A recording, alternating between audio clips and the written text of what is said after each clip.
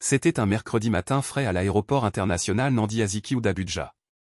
L'apôtre Joshua Selman, fondateur de Koinonia Global, se tenait tranquillement dans le salon VIP, attendant son vol pour Johannesburg, en Afrique du Sud.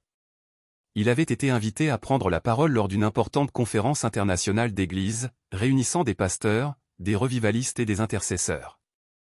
Le message qu'il portait brûlait dans son esprit, le réveil et le leadership dans les derniers jours. Vêtu d'un costume bleu marine simple mais élégant, l'apôtre semblait calme et réfléchi. Bien qu'il ne cherchât pas à attirer l'attention, une présence indéniable l'entourait, paisible, imposante et spirituellement puissante. Alors qu'il s'asseyait et ouvrait sa Bible pour méditer en silence, un changement subtil se produisit dans la pièce. Un groupe d'hommes militaires entra dans le salon, entourant une silhouette grande et forte en tenue de camouflage, nul autre que le capitaine Ibrahim Traoré, le jeune et charismatique président de transition du Burkina Faso. Les deux hommes échangèrent un regard, et il y eut une pause. Le capitaine Traoré s'avança alors vers l'apôtre avec détermination. Un de ses aides murmura, « Monsieur, c'est l'apôtre Joshua Selman, le prédicateur nigérian que vous avez déjà regardé sur YouTube. » Le capitaine Traoré hocha la tête.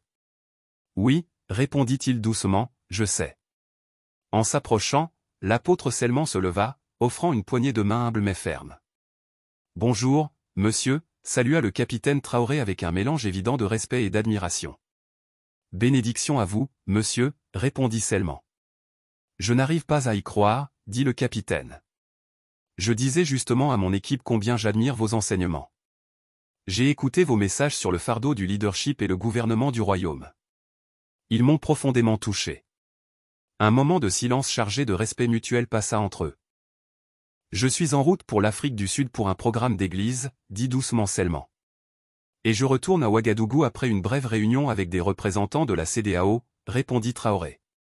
Puis, baissant la voix, il ajouta, « Mais peut-être que Dieu a orchestré ce moment. » Les deux hommes furent conduits vers une section plus privée du salon. Là, autour de bouteilles d'eau et du bourdonnement des annonces de l'aéroport, ils parlèrent de cœur à cœur. « J'ai besoin de vos prières, apôtre » confessa le capitaine Traoré. « Le leadership est lourd. Je suis jeune, et cette mission est arrivée soudainement. Il y a des pouvoirs, visibles et invisibles, qui mènent une guerre pour le destin du Burkina Faso. J'ai besoin de sagesse, j'ai besoin de guidance divine. » L'apôtre Selman le regarda intensément, les yeux d'un berger rencontrant ceux d'un guerrier. « Le leadership, » commença l'apôtre, « n'est pas la poursuite du pouvoir, mais le fardeau de la responsabilité.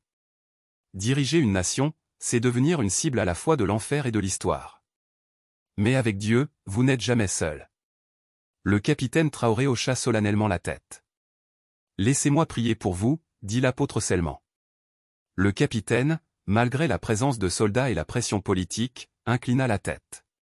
Ses gardes se tinrent respectueusement à l'écart. L'apôtre Joshua Selman posa doucement une main sur l'épaule du jeune leader et commença à prier, non seulement avec des mots, mais avec autorité. « Au nom de Jésus, je décrète qu'aucune arme forgée contre vous ne prospérera. Chaque piège tendu pour votre chute est exposé et renversé. Que la main du Seigneur vous établisse dans la justice. Puissiez-vous gouverner avec justice, intégrité et la crainte du Seigneur. » Alors qu'il priait, l'atmosphère changea. Même les soldats autour ressentirent une étrange immobilité, comme si le ciel était entré dans la pièce.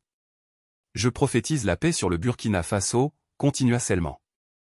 « Que des stratégies divines vous soient révélées dans vos rêves et vos conseils. Puissiez-vous vous élever au-dessus du tribalisme, de la corruption et de la manipulation.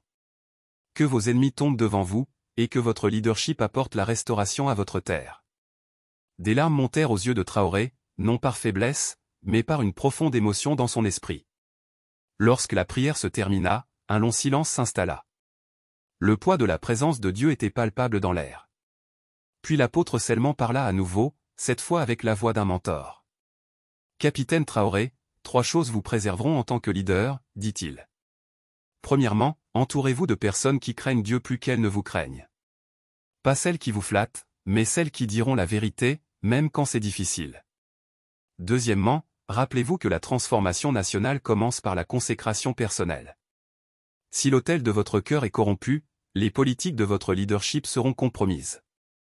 Et troisièmement, n'oubliez jamais les pauvres, les sans-voix, les veuves et les enfants. Le pouvoir est donné pour défendre les faibles, pas pour exalter l'effort. Le jeune capitaine hocha la tête avec révérence, absorbant chaque mot comme de l'eau dans un sol aride. Je m'en souviendrai, dit-il calmement, et j'agirai en conséquence. Bientôt, le haut-parleur de l'aéroport annonça l'embarquement pour leurs vols respectifs. Alors qu'ils se levaient pour se séparer, l'apôtre Selman regarda le capitaine dans les yeux et dit « Vous n'êtes pas seulement un militaire, vous êtes un gardien de la destinée de votre nation. Protégez l'âme de votre pays. » Le capitaine Traoré fit un salut final, non par protocole, mais par respect. « Merci, apôtre.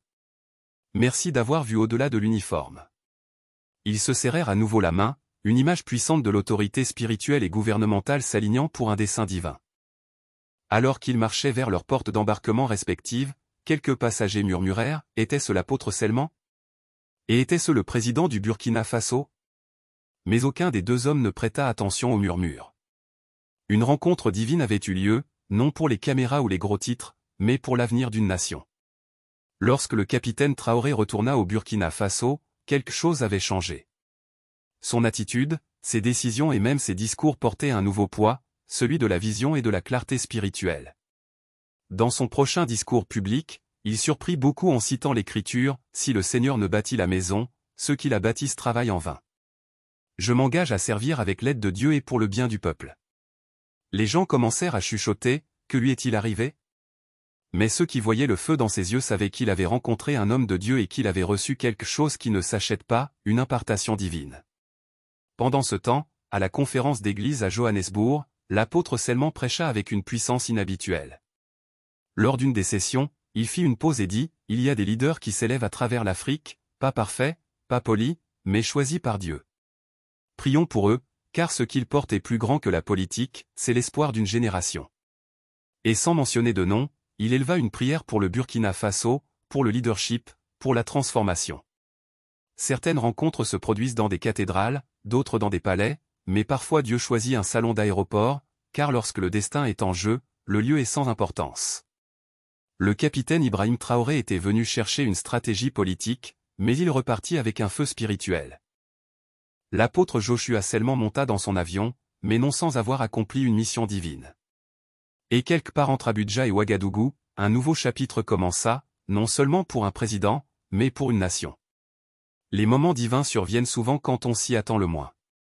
En leadership, il ne suffit pas de porter des armes ou des politiques, il faut porter la vision de Dieu pour un peuple.